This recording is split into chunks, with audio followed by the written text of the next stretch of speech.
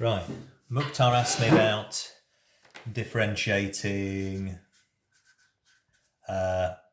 sine of omega t, and I said it was connected to chain rule. So we could go back to having a look at what chain rule says anyway. Chain rule says that if you're differentiating a function of a function, if you're differentiating f acting on g of x, the result is the differential of f dashed, differential of f acting on g of x, okay, and that's multiplied by g dashed of x. Now, in the particular case where you're differentiating a function acting on a linear expression, i.e. g of x is ax plus b, then we get g dashed is just a. And that's actually what we've got here. We've got sine acting on omega t. Omega t is a linear expression in terms of that. Right, what else do you... I mean, some of you are probably getting a bit of Sharpie envy here as well with my set. And the other result we need is if you differentiate sine, we get the result cosine. We do have to save something for later in the course. And if we differentiate cosine, we get minus sine. And the proof of these from first principles is really nice. So, what have we got up here? If I want to differentiate that, so I've got f of t is sine t, g of t is omega t, so f dashed of t is cosine t, g dashed of t is omega, because that's linear, and omega is just a constant. If we put that together, if we put that there,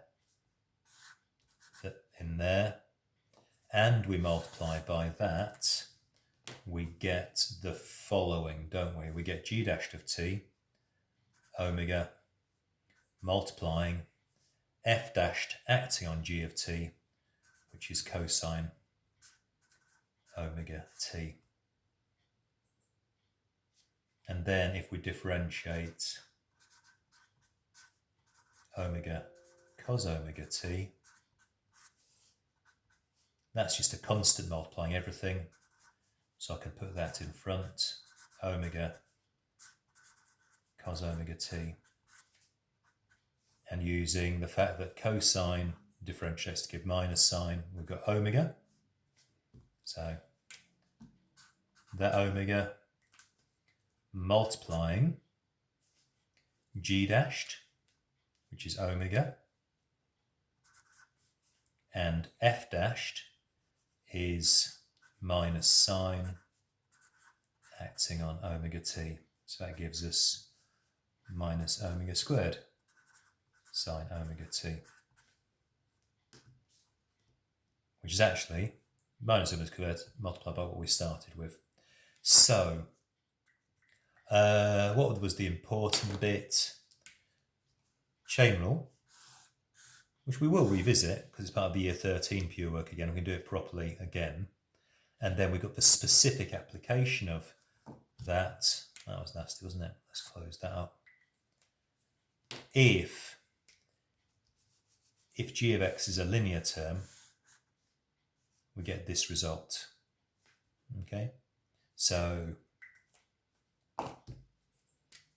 d dx of that is always going to be a times f dashed ax plus b.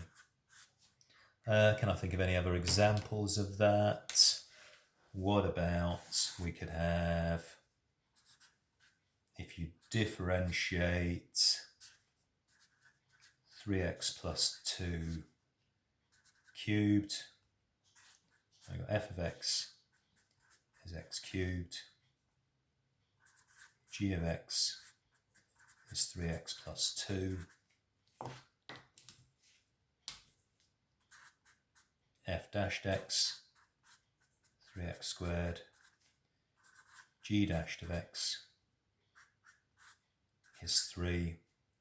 If you put this together, we get the g dashed, and we get f dashed of g of x, so we get 3 times, instead of the x, 3x plus 2 squared. So we've got g dashed, f dashed acting on g of x.